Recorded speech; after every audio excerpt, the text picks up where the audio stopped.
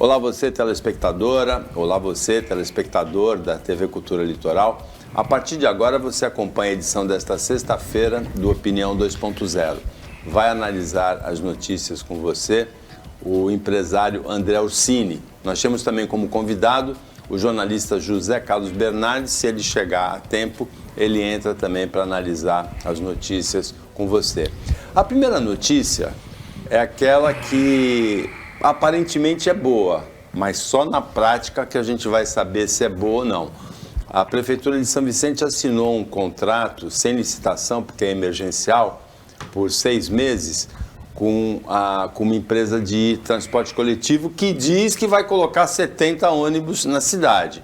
Hoje tem 12, pode melhorar, não é, André? Boa tarde.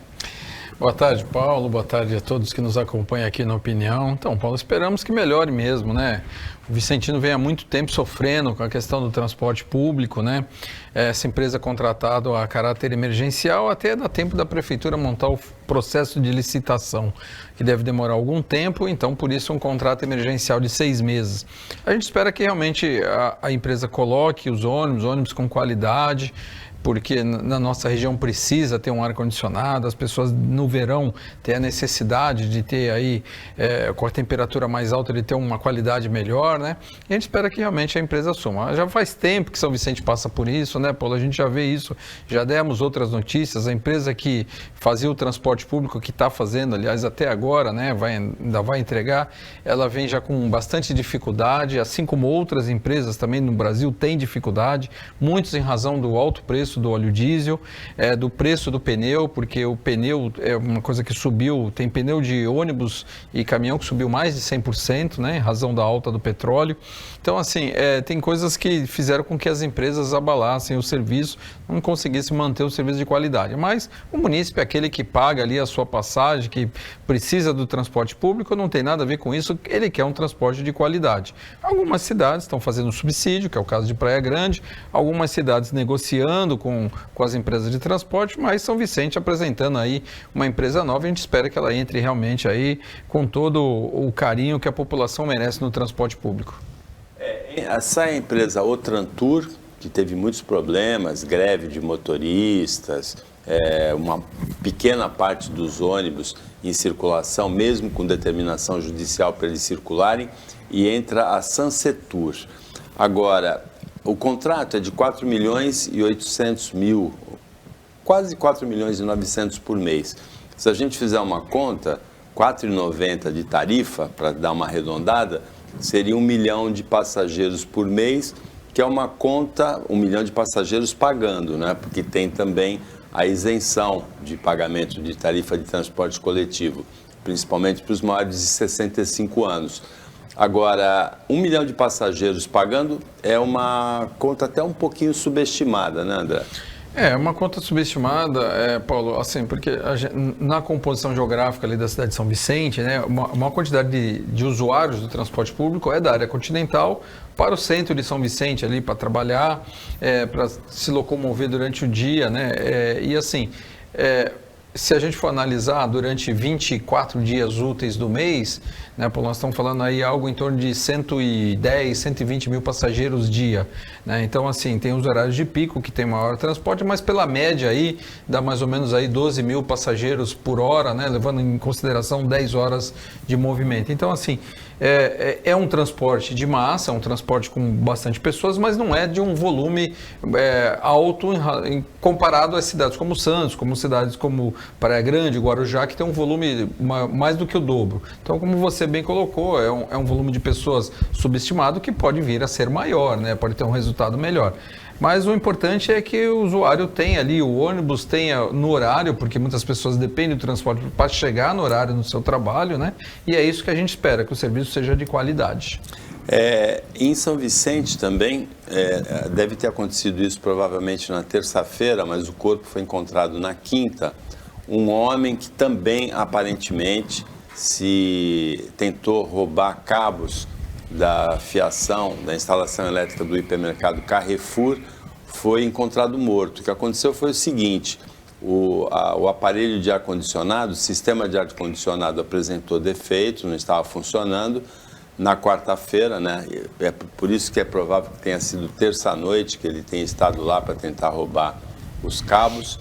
Aí foi chamada a manutenção e na quinta-feira, quando a manutenção do ar-condicionado chegou, encontrou o homem morto, aparentemente tentando roubar os cabos, que é um delito que tem sido muito praticado aqui na nossa região, né?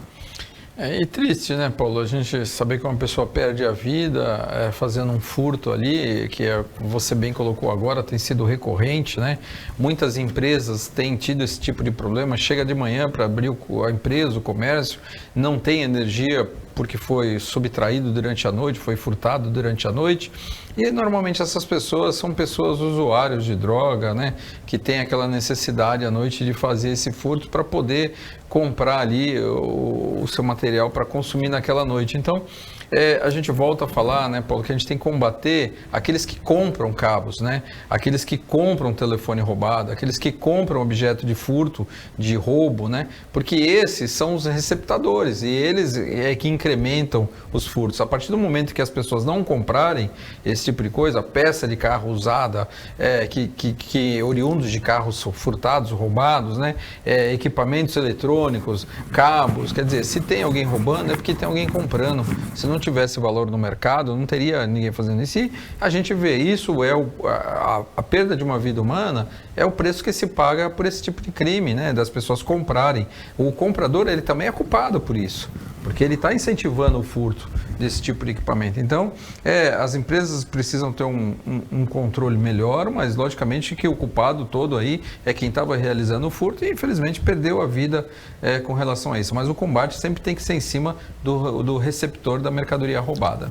Nós temos dado bastante destaque aqui para ações feitas nas cidades da Baixada Santista para combater a receptação, porque o André tem razão. Se não houver receptador, se você elimina o receptador, não vai haver o ladrão também. O André deve lembrar bem que a gente comentou aqui durante essa semana, por outros motivos, no Alto da Imigrantes, na Avenida Ricardo Jafé, em São Paulo, há uns 10 anos, era uma fila de lojas de peças de automóveis, não é? A polícia começou a fiscalizar, a Secretaria de Finanças da Prefeitura de São Paulo começou a exigir a nota fiscal daquelas peças e aquelas lojas sumiram, não ficou nenhuma. Hoje, esse comércio de peças roubadas está um pouco mais espalhado e principalmente no centro de São Paulo, né?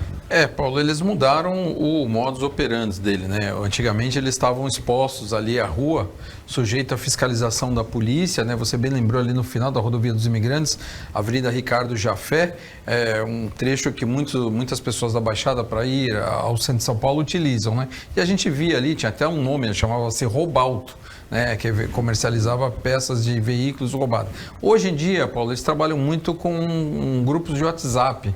Então, o que eles fazem? Eles alugam galpões maiores, deixam todo aquele estoque, trabalham de portas fechadas nesses grupos de WhatsApp, aí a pessoa compra essa peça e marca um local para entregar ou eles mandam um motoboy entregar. Então, assim, o que mudou foi o modus operandi ali, eles já vinham há muito tempo ali tendo problema com a polícia, com a fiscalização da prefeitura, hoje não tem mais nenhuma, mas continua a existir, porque o que tem sido roubado de peças de motocicletas e automóvel é algo assustador. Então, assim, continua, mas a gente tem que combater sempre o que compra, né? O receptador, porque ele compra para fazer comércio. E isso, às vezes, é oriundo até de um crime, né? Como a gente vê, às vezes, num assalto, que a pessoa reage, acaba sendo baleada e acaba, às vezes, perdendo a vida aí e a pessoa leva para poder comercializar com outra pessoa.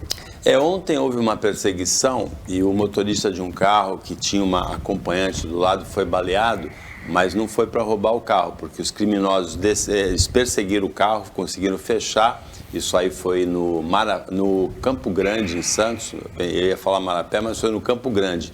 Nós temos esse vídeo aí, foi na esquina da Avenida Marquês de São Vicente com a Visconde de Faria, né? Os criminosos desceram do carro, balearam e fugiram. Paulo, já vinha, pelo que a gente observa aí nos vídeos, já vinha uma perseguição ocorrendo, né? E aí, nesse cruzamento aí, eles desceram e balearam a pessoa. A polícia tem que fazer uma investigação, né? A via foi isolada para que a polícia científica faça o seu trabalho, a sua investigação, mas isso eu acredito que vai ser esclarecido aí, deve ter alguma coisa por trás, porque foi algo encomendado, né? Então tá claro que aquilo ali, o objetivo não era o assalto, era sim tentar tirar a vida da pessoa que estava dentro daquele automóvel, e isso a polícia vai conseguir esclarecer, sim. Bom, e para terminar essa parte policial do Opinião 2.0, a notícia que saiu ontem é de que o acusado, um dos acusados, são dois acusados, pelo atentado contra a jornalista Solange Freitas, que era candidata na época à Prefeitura de São Vicente no segundo turno, novembro de 2020, um deles, que está preso, é um ex-policial militar rodoviário, vai a júri popular no dia 20 de setembro desse ano. O outro continua foragido. É um caso que está completando agora, né, Paulo, 2 anos, né, ou deve completar agora 2 anos que aconteceu, que a gente ainda não tem o esclarecimento do mandante, né, um foragido, esse policial preso, né, vai ser julgado, mas é importante que a gente descubra o mandante desse atentado, né, porque é importante, até analisando na época os fatos quando ocorreram, percebi que a motocicleta usada para fazer o disparo não era uma motocicleta preparada para fuga, quer dizer, parece que foi alguma coisa mal planejada, algo que foi planejado de última hora, eles sabiam também a rota que ela estaria fazendo naquele momento, ali essa abordagem aconteceu justamente na Avenida Minas Gerais, ali em São Vicente, então eles sabiam o trecho que ela estava correndo e ele estava totalmente despreparado, uma motocicleta com uma roda pequena, normalmente eles usam motocicletas mais potentes, para no caso da polícia fazer uma perseguição, eles terem condições de fugir, né? Então foi algo que me chamou a atenção porque pareceu algo encomendado de última hora, sem um planejamento adequado, o que foi bom, porque não tirou a vida da candidata, né? E agora precisa esclarecer quem foi o mandante desse atentado, né, Paulo? Até agora a gente tem o policial preso, um foragido, mas não se sabe quem encomendou isso. Porque aparentemente o crime não interessava a nenhum desses dois que são os acusados, né? Exato, não tem sentido, né? Aparentemente é o que fala, não tem sentido isso, porque não foi uma tentativa de assalto, ela utilizava, graças a Deus, um carro blindado, que foi o que ela não teve nenhum tipo de lesão em razão do carro blindado, mas assim, é crime basicamente político, né? A gente entende que alguém queria tirar ela de circulação. Agora a gente precisa entender o que estava acontecendo naquele momento e, principalmente, se alguém de dentro da estrutura dela passou a informação. Quer dizer, tem algo que não ficou esclarecido, né? Mas é importante, logicamente, que o policial seja julgado, seja condenado, fique preso, mas também a investigação não pode parar. A gente precisa descobrir quem foi o que encomendou essa tentativa de homicídio. Você comentou os 2 pontos importantes aí. O planejamento foi tosco e o interesse real da comunidade é saber quem foi o mandante desse crime. Agora, tem um outro aspecto bizarro aí, que foi uma tentativa de uma terceira pessoa que não tinha nada a ver com isso, e até a maneira como a polícia identificou foi por uma tatuagem no tornozelo do criminoso que apareceu, né? Porque uma terceira pessoa que não tinha nada a ver com isso se apresentou como tendo sido o executor, né? Se autoacusou e não era verdade. Tentaram tumultuar, né? Para poder, depois a defesa, né? Poder descaracterizar, né? Porque se ele estava com a tatuagem à mostra, você até pode ver que, embora ele seja um policial, ele não estava preparado para aquilo. Foi um atentado muito mal planejado, né? E aí tentaram tumultuar aí, dizendo que era uma outra pessoa, mas o que isso nos leva a crer, né, Paulo, que realmente é um mandante, não tem como. Alguém queria tirar ela de circulação naquele momento. E a gente precisa entender, a sociedade precisa entender se alguém mandou, quem é esse mandante, né? É bom a gente esclarecer, porque a gente sempre fica aquela dúvida, né? Ela, graças a Deus, não perdeu a vida, mas poderia ter perdido, né? E a gente precisa realmente esclarecer isso a fundo. Houve aqui na Baixada a morte do vereador Romazini, em Guarujá, a morte do chefe de gabinete da ex-prefeita Antonieta, o Ricardo Joaquim, que não se ficou sabendo. Também empresários foram acusados de ser os mandantes, né? Há o caso da vereadora Marielle Franco, no Rio de Janeiro, e há até o caso da facada no presidente Jair Bolsonaro, né? Que ficou sempre sob um manto de suspeita o que motivou aquele atentado contra o Jair Bolsonaro, se teria um mandante, se não teria um mandante. Opinião 2.0 volta depois do intervalo.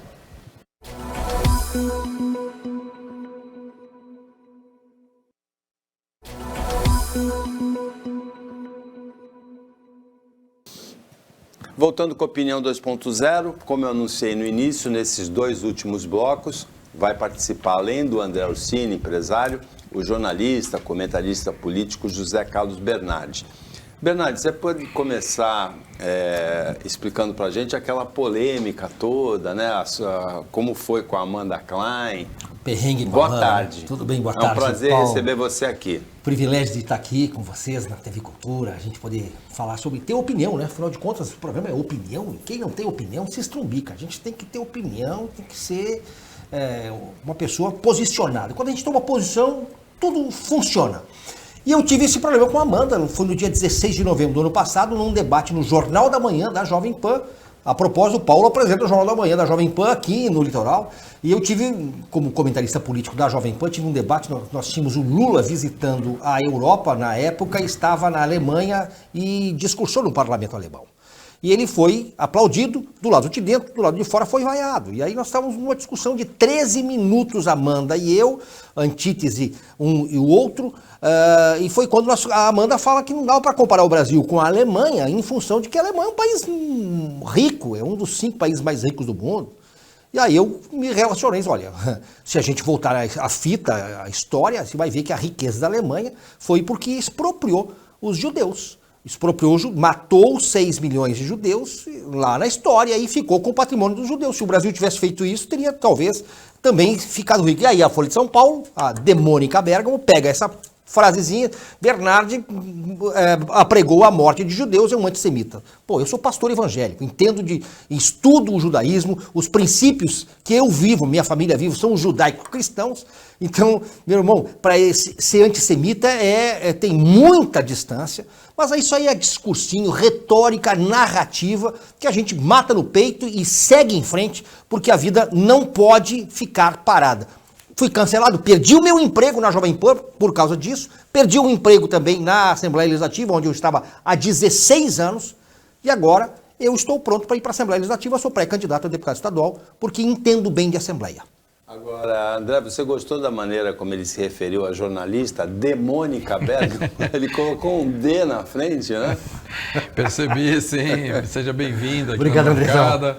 Andrezão. Percebi a forma que ele colocou, mas também por uma razão que ele justificou muito bem aí, né? O fato de ser desvirtuado aquilo que você fala realmente é antiético, né? E imoral, né? Então, essa é a justificativa de ter colocado aí o demônica, né? Na verdade, nós temos, Paulo, hoje uma imprensa militante. Nós deixamos de ser jornalistas para ser militante. E a gente tem hoje, vou te dar um exemplo, a morte daquele petista lá em Foz do Iguaçu. A polícia já disse que não houve motivação política, apuração da polícia. Mas a Folha de São Paulo, onde trabalha a Mônica, por exemplo, coloca lá em manchete, vira quarta-feira, assim, bolsonarista que matou petista é indiciado e vira réu. Gente, quem está politizando este crime é a imprensa. Simples assim. Se a polícia disse, eu sou do tempo que a gente ouvia as autoridades e respeitava o que a autoridade falava. Aí os jornalistas vêm com a sua canetinha com tinta ideológica e faz lá, o jornalismo militante. Bolsonarista que matou petista é indiciado. Me fala se essa manchete não está enviesada. Então, eu discordo de você. Embora a polícia tenha dito que não tem motivação política, eu vejo motivação política e o Ministério Público vê motivação política. Então tem uma discrepância entre a polícia e o Ministério Público, que na acusação vê motivação política. Mas vamos pegar um outro caso. Corintiano mata palmeirense ou santista mata São Paulino. Não é o mesmo viés, só que não é político. Se é um crime de ódio por causa de torcida... Mas foi durante o jogo? Foi num crime de torcida? Porque isso aí eu posso dizer assim... Foi no metrô, naquelas brigas combinadas. Sim, de torcida. Porque eu posso te dizer o seguinte, o Banco do Brasil foi assaltado, certo? O caixa é corintiano. Aí não. E o assaltante é São Paulino. Aí não. Só que então não dá pra dizer, pá, caixa corintiano toma tiro de São Paulino no assalto a banco. É mais ou menos isso. Então, gente, ali já tinha rixa pessoal. Bom, vamos ver, André, de que lado você fica? Olha, aí eu fico no que eu entendi que é crime político, sim, independente de ser político partido. Não, de motivação política. Motivação política, lógico. Agora, eu sempre falo, Paulo, eu ultimamente tenho falado assim, eu sou muito contra os extremismos, né?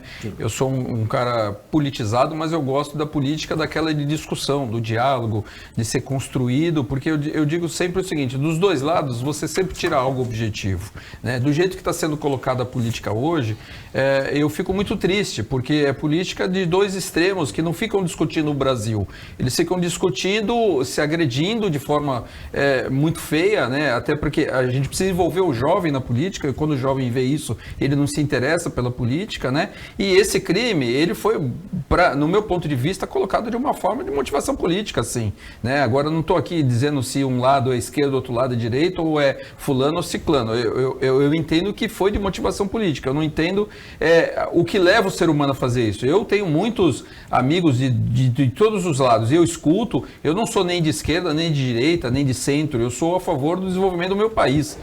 Para quem trabalha desde os 11 anos de idade, constrói 7 empresas e administra a quantidade de negócios que eu tenho, Paulo, independente de ser esquerda ou direita, eu tenho que fazer minhas empresas andar, entendeu? Então eu acho que estão se esquecendo hoje em dia de discutir política de desenvolvimento, está se discutindo política de agressividade de dois lados extremos opostos. Você fala uma política propositiva, né? Mas você viu por que o programa chama Opinião Fantástico. 2.0? Fantástico. A gente respeita a opinião. Sim. E é importante para o telespectador ele ouvir a sua opinião, ouvir a opinião do André. Eu, às vezes, dou uma opinião também, um pitaco. Agora eu vou te dizer assim, o ministro Edson Fachin, do Tribunal Superior Eleitoral, logo depois da reunião do presidente da República, na segunda-feira, com os embaixadores, disse assim, estão rasgando a carta social da comunicação no Brasil e sequestrando a opinião pública. Ora, sequestrando a opinião pública, nós temos realmente um problema de opinião pública hoje, porque nós temos um jornalismo, e eu falo com dor no coração. 37 anos de profissão, eu nunca vi o jornalismo que nós temos hoje. Eu nunca vi coisa igual, porque é um jornalismo que está enviesado. A ponto de hoje os jornais impressos que eu vejo lá em São Paulo estão tendo uma destinação diferente, porque antigamente a gente lia o jornal e guardava o jornal. Hoje eu passo numa banca de jornal na Avenida Paulista, por exemplo, e eu vejo um fardinho com 10, 12 jornais com 15 reais. O que virou o jornal? O jornal virou banheiro de cachorro. Essa é a destinação do jornalismo. Porque se a gente lê uma notícia tão somente como ela é, eu vou te dizer, você não está bem informado, você está sendo manipulado. É preciso ler uma notícia e olhar com um olhar crítico, para não ser influenciado. Olhe, coloque o seu conhecimento, assim como você lê a Bíblia. Você tem que ler e tentar interpretar o que está dizendo ali. O jornalismo virou um enigma de 7 cabeças para todo mundo. Agora, veja, isso aí vale para todos os lados. Eu não vejo com os mesmos olhos que você as notícias dessa maneira. Eu vejo as notícias sendo tratadas como notícia, mas muita opinião. Eu faço uma experiência, assim,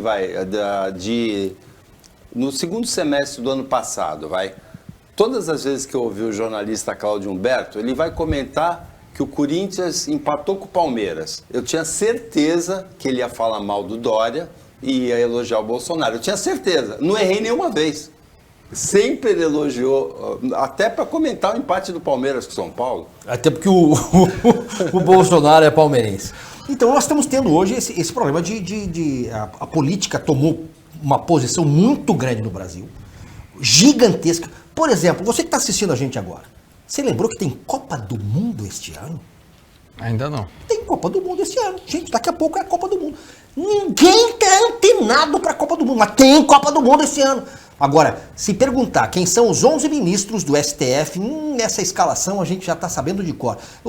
Se percebeu que a postura do brasileiro mudou? Cara, a gente parece que não está mais olhando para aquelas coisas comuns que existiam antigamente, como saber quem é a escalação que o Tite está preparando. Eu nem sei se o Neymar vai estar esse ano. Então, e até porque o Neymar não está jogando Neymar nem bem, né? Essa não foi tão boa quanto a demônica. Mas é uma verdade, Paulo. A gente agora está criando, mas viu, eu posso te garantir também que nem todas as pessoas estão politizadas quanto a gente acha que estão. Porque eu viajo bastante, viajei essa semana toda, e às vezes a gente até vai conversar de política, as pessoas falam assim, poxa, mas esse ano é eleição de prefeito, é que nós somos mais politizados, nós somos mais esclarecidos. Mas a grande parte da população brasileira hoje está preocupada em pôr comida na mesa. A grande parte da população brasileira hoje está vendendo coisa dentro de casa para poder se sustentar. Hoje falávamos sobre o preço do transporte público, por quê? Porque o combustível está inviável. Então, assim, as pessoas não se atentaram ainda que nós temos a Copa do Mundo em novembro, que termina em dezembro, e vamos ter antes uma eleição. Mas também muitas pessoas ainda não sabem, com exceção dos cargos majoritários, né? O resto, quem são os candidatos, o que eles apresentam. Então, temos muito a construir, mas não podemos perder o foco. O principal é o nosso país.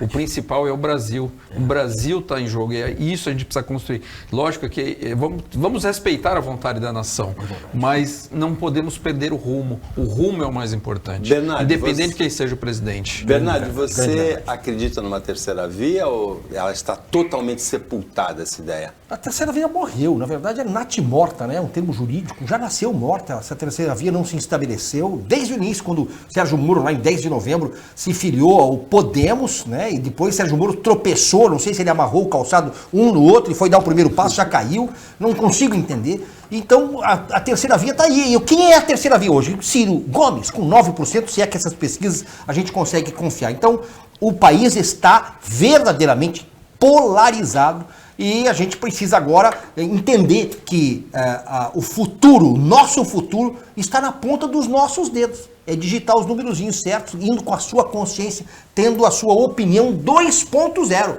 Você não pode chegar lá pensando na média, porque média é coisa de medíocre. Você tem que estar assim, instruído, você tem que buscar saber quem são os candidatos para ter uma escolha melhor. Afinal de contas, isso é a solução do país. O que você quer? Que Brasil que você quer? Que estado de São Paulo você quer? Que Baixada Santista que você quer? E aí você tem que escolher. E aquela coisa que o próprio presidente Bolsonaro falou, assim, pô, tem um buffet. É o que tem aqui para servir. Não tem outra. A comida está aqui. Candidatos é assim. Então você que mora aqui na Baixada, pense no candidato que vai privilegiar a sua cidade. Pense no governador que vai construir. Por exemplo, quer ver uma coisa que eu não consigo entender, Paulo? R$30 o pedágio. Essa caixa preta do pedágio não precisa abrir. Os deputados estaduais precisam fazer uma CPI dos pedágios de São Paulo. Como assim? Os pedágios mais caros do mundo são os do estado de São Paulo. Nós até hoje, nós não temos uma ligação seca ponto de Guarujá para Santos. Gente, eu vi com os meus olhos, José Serra, governador na época, inaugurou uma maquete. Isso eu vi. Então esse tipo de política está na hora de acabar. Nós temos que ser não só propositivo, mas resolutivo. Não adianta propor. Tem que fazer, tirar do papel. Então nós precisamos de alguém que vá lá e faça. Nós costumamos dizer que o momento Odorico Paraguaçu do José Serra foi a inauguração dessa maquete. Foi demais essa, né? Uma ponte em 2010, né? Foi 2010. Pré-candidato à presidência da República. André, quanto é que você pagou de pedágio essa semana que você rodou o estado de São Paulo todo aí? Você tem a conta ou não? Não, eu tenho uma conta que eu gasto mais ou menos por mês R$3.500, R$3.700 de pedágios, né? De pedágio? De pedágio. Ontem, por exemplo, eu passei mais de 15 pedágios, com certeza. Eu acho, assim, o pedágio no Brasil muito caro pela qualidade das rodovias, né? Porque nós temos um sistema Anchieta Imigrantes que ele tem uma qualidade acima da média, mas não justifica esse valor que é cobrado, principalmente na Baixada Santista, onde a gente tem um pedágio na rodovia Padre Manuel da Nóbrega e uma na Cônego Domênico Rangoni. E a gente sabe que em regiões metropolitanas nós temos que ter marginais. A população tem que ter a opção daquele morador de bairro de não passar pelo pedágio. Pedágio é feito para quem está na rodovia e nós não temos marginais. Então isso é uma discussão que nós temos que ter com o governo do estado, porque a Baixada precisa ter as vias marginais. Você pega uma pessoa que transporta container, que eles chamam de fazer um vira de container vazio, ele gasta R$150 para tirar um container do Guarujá e levar em Cubatão. Então, quer dizer, a gente não pode ter isso. Agora, uma coisa que foi bem colocada aqui é o seguinte: vote em candidatos que conheçam a sua região. Porque eu tive uma discussão com o governo do estado de São Paulo, a questão de 2 anos atrás, onde o governo do estado de São Paulo, durante muito tempo, ficou de costas para a região da Baixada, Paulo. Nós temos um índice de desemprego aqui acima da média nacional. Poucas pessoas sabem disso. É muito comemorado os resultados do Porto de Santos, mas as pessoas esquecem que o Porto está cada vez mais automatizado, mecanizado e cada vez menos humanizado. Então, assim, a gente precisa rever a Baixada Santista e para isso a gente tem que ter pessoas que conheçam a região e que sabem os problemas da necessidade da sociedade da região. Então, isso é importante que a gente chegue lá no dia 2 de outubro e olhe os candidatos que são daqui, que conhecem os problemas. Então, a pista de descida da Imigrantes, ela foi finalizada no começo desse século, 2001, né? Ela isso aí, uns 20 anos atrás. E nessa época, o presidente do consórcio era o Irineu Meirelles, né?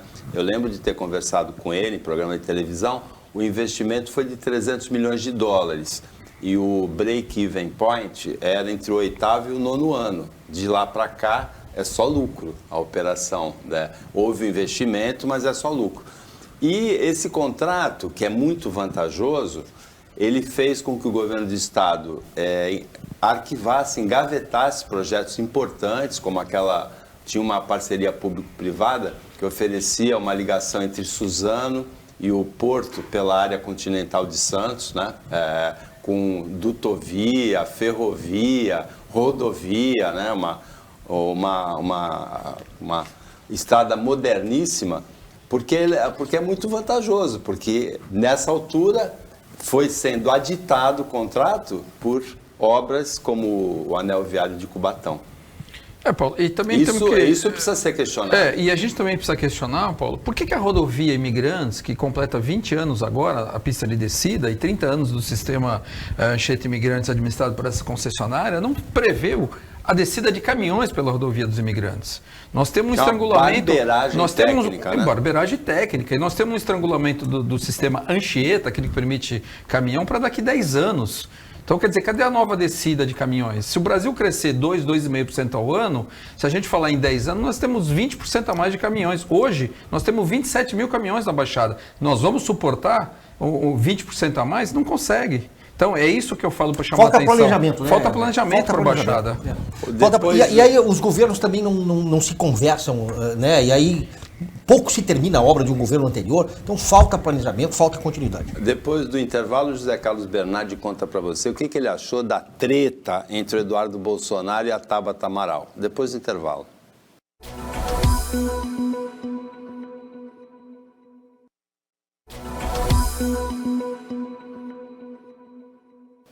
Voltando com a Opinião 2.0, agora é o último bloco de 3.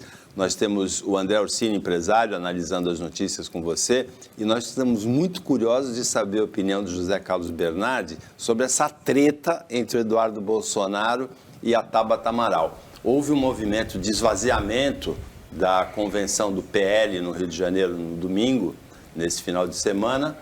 E o Eduardo Bolsonaro acusou a Tabata Amaral de trapaça, né? O pessoal de esquerda se inscrevia para ir, para não ir, para deixar o vazio, né?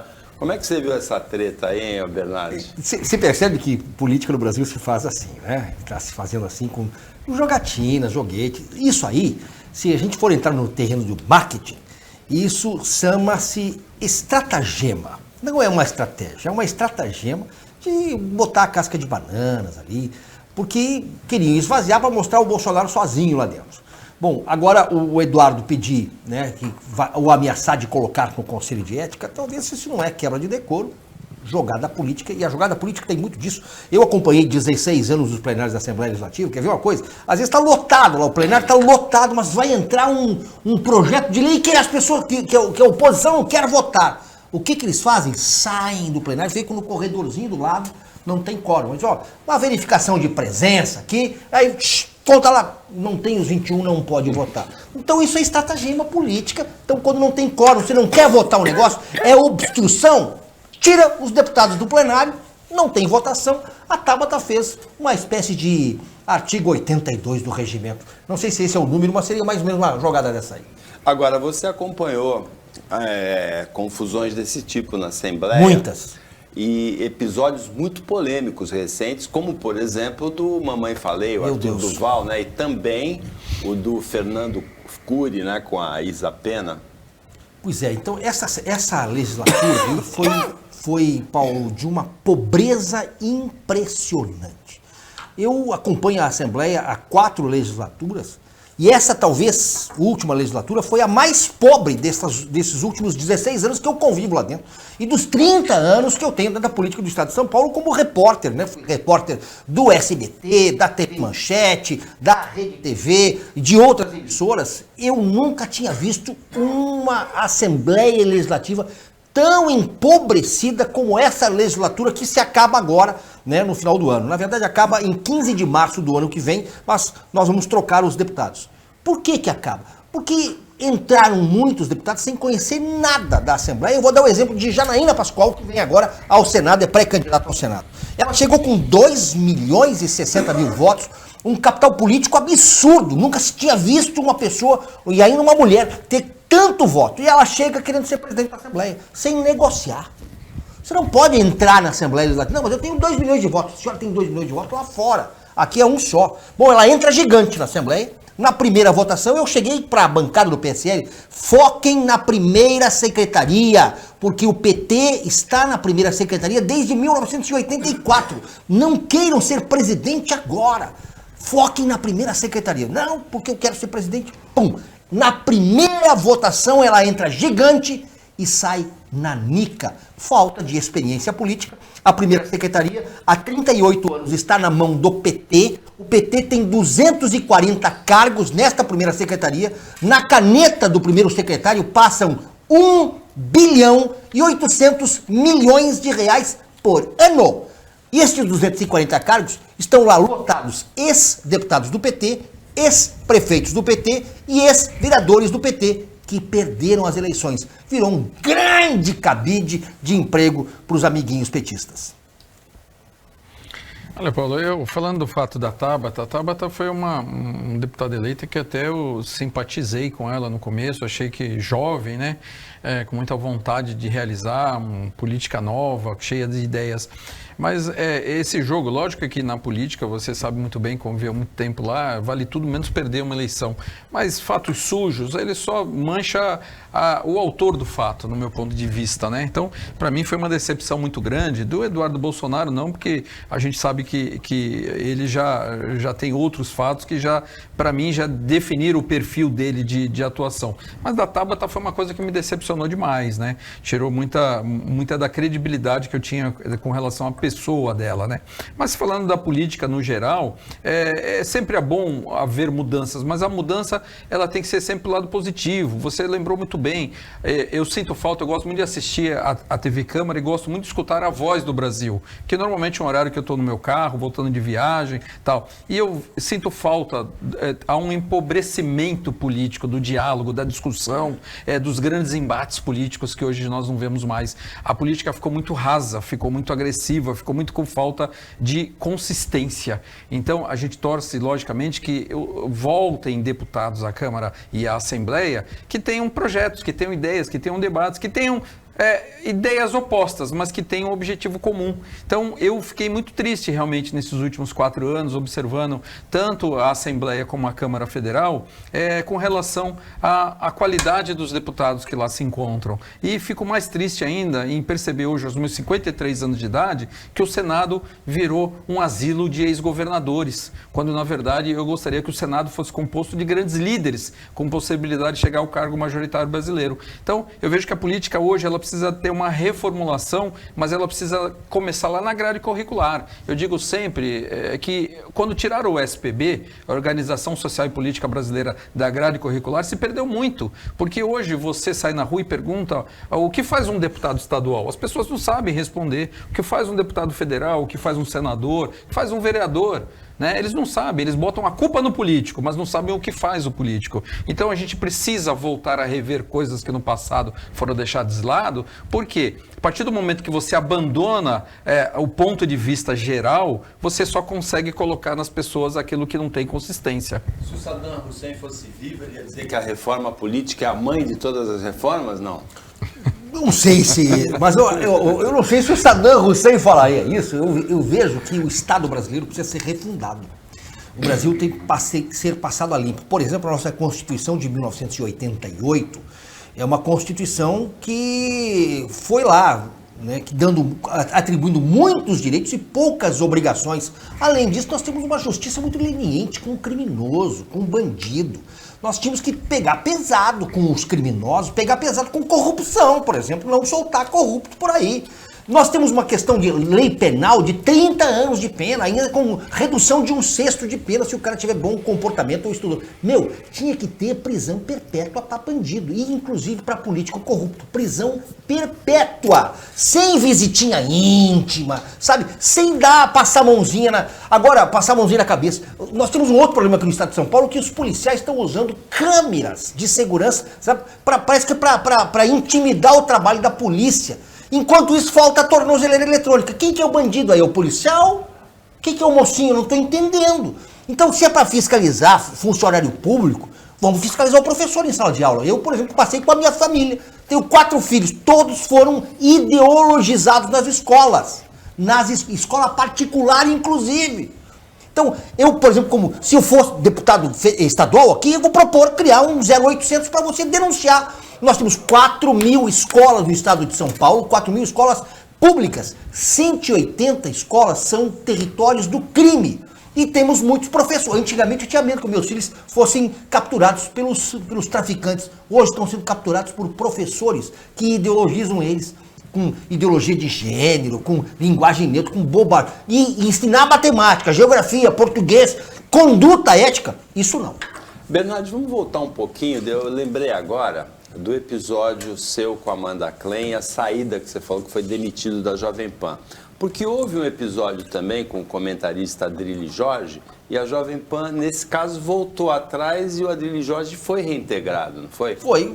Não pode acontecer a mesma coisa com você? Neste momento não, porque eu sou pré-candidato a deputado estadual, mas é possível, sim, né? Então, e o Adrilles também teve que sair agora, porque é pré-candidato a deputado federal. Nós dois estamos no mesmo partido no PTB e vamos dobrar com certeza. Então, você acha que você pode ser reintegrado à Jovem Pan da mesma maneira como a Adrilles Jorge foi? Acho que sim, acho que há possibilidade, mas eu estou começando um novo movimento, Paulo, que eu quero juntar os conservadores, os homens e as mulheres de bem do país, para a gente fazer um grande fundo e começar a criar uma mídia conservadora, uma mídia que traga uma informação mais isenta possível e com uma opinião que dê para o leitor, para o ouvinte, a chance de ele pensar e julgar. Então, eu estou criando um portal e em breve nós vamos comprar uma rádio, formar uma rede de rádios, né, para que a gente possa ter um contraponto, porque nós temos uma mídia inteira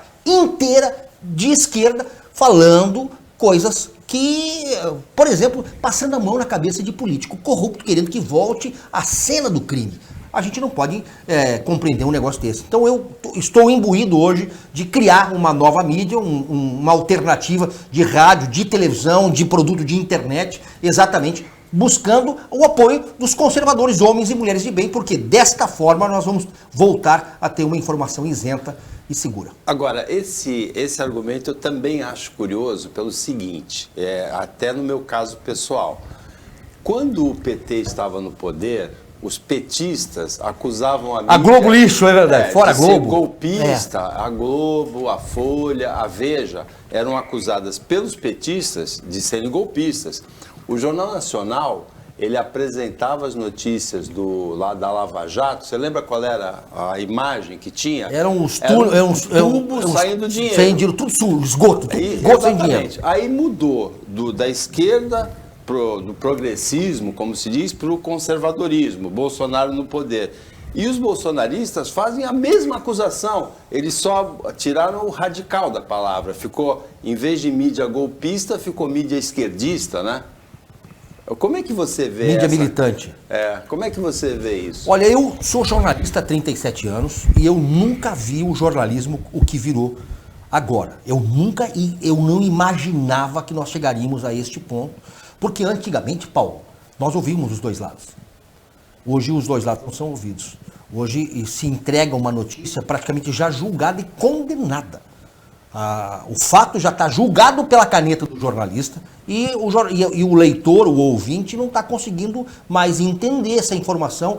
E aquilo que o ministro Edson Fachin falou essa semana, a opinião pública está sendo sequestrada. Na minha opinião, a opinião pública está sendo sequestrada e graças a isso aqui, ó, deixa eu pegar aqui no meu bolso, isso aqui, ó, mudou a vida de todo mundo. Nós temos hoje rede social, tem YouTube, tem outras formas de você buscar informação. Claro que tem muita coisa podre, mas tem muita gente séria, dando opinião contundente, mostrando outros lados. Então, isso aqui mudou muito, viu? Isso aqui mudou muito. O celular que alterou, você não precisa mais ir no banco, você faz tudo por aqui.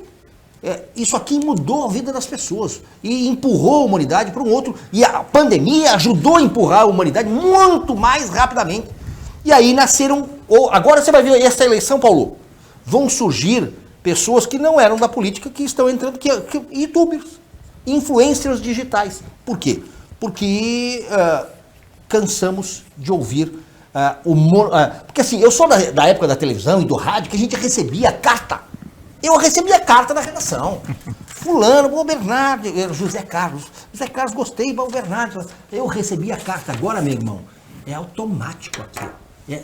A gente está falando, quem está caindo no WhatsApp pessoal, se não está caindo no chat do YouTube. Então, não existe mais anonimato, é instantâneo. E outra, o cara está no Japão e dando opinião. Você agora está no WhatsApp aí, ó. Você percebe? Está recebendo notícia. Porque você falou... muito rápido. Eu lembrei de uma comunicação de um telespectador que eu vou ler. Agora, tem uma crônica do Nelson Rodrigues, selecionada entre as 100 melhores crônicas brasileiras, você deve conhecer, é um clássico, em que ele comenta a carta de uma leitora. Você lembra? Você conhece essa crônica? Conheço. Ele que a leitora está escandalizada pela cobertura do umbigo de uma embaixadora numa festa de carnaval, né? E aí a crônica dele, que é genial, porque a linguagem dele é maravilhosa, sim. É em cima de uma carta. Você falou de carta, eu lembrei. Então, isso nós não temos mais, né? Só que agora... o ouvinte, o telespectador, o leitor, não tem mais esse romantismo. É aqui, e às vezes se travam embates gigantescos, né, André? Hoje a gente tem respostas imediatas. Eu sou um comunicador há 37 anos, né, e eu confesso que acho o mundo de hoje... Acabei de parar na porta do prédio da Petrobras. Antigamente, para eu fazer uma matéria, o prédio que está vazio aqui no Porto, né? Para fazer uma matéria, a câmera que a gente usava era 3 CCD. As câmeras custavam $35 mil. Eu vou te dizer um negócio. Não tinha a qualidade que tem esse celular chinês aqui, ó. Não tinha essa qualidade de 4K, sabe? Então, nós estamos vivendo hoje o que a minha filha de 15 anos tem de informação hoje, um rei da Idade Média não tinha... Uma criança de 6 anos, o que ela tem de bagagem, um rei da Idade Média não tinha. Então, isso aqui, ó, fez com que a humanidade se acelerasse. Só que nós estamos nojentinhos também, sabe? Porque a gente não tem mais paciência de ouvir o conselho da avó. Né? Agora, o escritor italiano Umberto Eco, há 15 anos, ele já é falecido, quando as redes sociais explodiram, ele disse que as redes sociais tinham dado voz a muitos imbecis. Você concorda com isso? O Alexandre de Moraes também acha isso, né? O ministro do STF. Gente, imbecis ou não são gente. Pessoas precisam se manifestar. Eu vou te dar um exemplo. Sabe por que um dos fenômenos que fez com que a Igreja Universal fosse esse fenômeno que é? Porque ela tem na porta uma mesa, 2 cadeiras, um pastor de plantão para ouvir as pessoas. As pessoas têm necessidade de serem ouvidas. Eu uma vez estou na Assembleia Legislativa, na fila do banco, aí para uma senhorinha de 82 anos. A senhora não tem uma Caixa Federal perto da sua casa, um Bradesco, para a senhora receber seu salário? Não, filho, aqui meus amigos, vêm conversar. As pessoas têm necessidade de conversar. A rede social hoje, isso aqui, ó, E tem um fenômeno que isso aqui, o telefone, celular, o smartphone, provoca. Ele aproxima muito as pessoas que estão longe. Mas o fenômeno pior é que afasta os que estão perto. É verdade. O comentário que eu lembrei quando você falou é de um ouvinte chamado Sérgio, que é da cidade náutica em São Vicente. Ele comenta a edição de ontem, dizendo que gostou de uma das comentaristas, não gostou da outra, e fala assim: avisa aí pro Paulo que eu completei ontem 49 anos de casamento, nome da esposa Nice, o Mohamed Vahir, o Mohamed que poderia estar aqui hoje como comentarista. Então, parabéns para o Sérgio da Náutica e para Nice, 49 anos de casamento, merece parabéns, uma né? taça de champanhe, preferencialmente, né, André? Você está nesse caminho dos 49 anos de casamento? Eu estou com 27 já, Paulo. 27, falta 22 ainda? Falta 22, exatamente. E você, Bernardi? Eu vou estar completando 110 dias para o meu próximo casamento. Para o próximo casamento, né? Eu vou casar no dia do meu aniversário esse ano, se Deus quiser. Quando é? 6 de novembro. 6 de novembro? Você é escorpião? Sou escorpião. Como eu, que sou do 17 de novembro. É 6 de novembro de 66, olha só. Nós tivemos muito prazer de receber hoje aqui o jornalista José Carlos Bernardi, que participou do Opinião. A porta está aberta para outras participações, sempre que você tiver vontade, sempre que você achar bom estar no Opinião 2.0. Maravilha, Paulo, muito obrigado pelo privilégio. Adorei ouvir o André aqui, muito esclarecimento, tem uma limpeza, um cérebro limpo, né, de ver as situações e a gente poder bater um papo. Eu queria trazer aqui só uma informação para você. Este ano é o ano que nós vamos decidir os 4 próximos anos para o nosso país. Então, isso merece a sua atenção. Os 4 próximos anos do futuro do nosso estado de São Paulo, o estado mais importante do Brasil. Então, que a gente tenha consciência e, acima de tudo, espírito elevado, porque a nossa família e o futuro dos nossos filhos depende das nossas decisões de hoje. Bom, e conta para a telespectadora, para o telespectador, que você veio bem acompanhado aqui hoje. O Paulo Vieira, né, e o Fábio, que são amigos, então eu sou muito privilegiado de estar aqui também com o Wilton, que está aqui na Baixada. Eu estou nessa jornada aí como pré-candidato a deputado estadual, então a gente... né, e eu tenho uma história aqui com o Santos. Eu vim fazer uma reportagem pela TV Manchete, 28 anos atrás. E eu me apaixonei pelo Santos Futebol Clube. Não sou torcedor do Santos, porque eu não torço para time nenhum, mas sou apaixonado pelo Santos. Então, eu acho que eu tenho um carinho especial aqui, estudei a história da cidade de Santos. Santos é uma cidade absurdamente maravilhosa. Essa Baixada aqui, com todo respeito, é um dos melhores lugares do nosso Brasil. Parabéns, então, para você, parabéns. E a gente agradece muito a visita do Paulo Vieira, do Fábio Matos, que vieram acompanhando o Bernardi. André Orsini, obrigado pela participação. Obrigado. A gente agradece o trabalho da equipe técnica de jornalismo esperta, antenada aqui do Sistema Costa Norte. E agradece principalmente a você que acompanhou a gente mais essa edição. Até segunda-feira, nesse mesmo horário de 15 para 1, na reapresentação pouco depois da meia-noite. Segunda-feira um pouquinho mais tarde, por conta do Roda Viva. E um ótimo final de semana para você que você merece.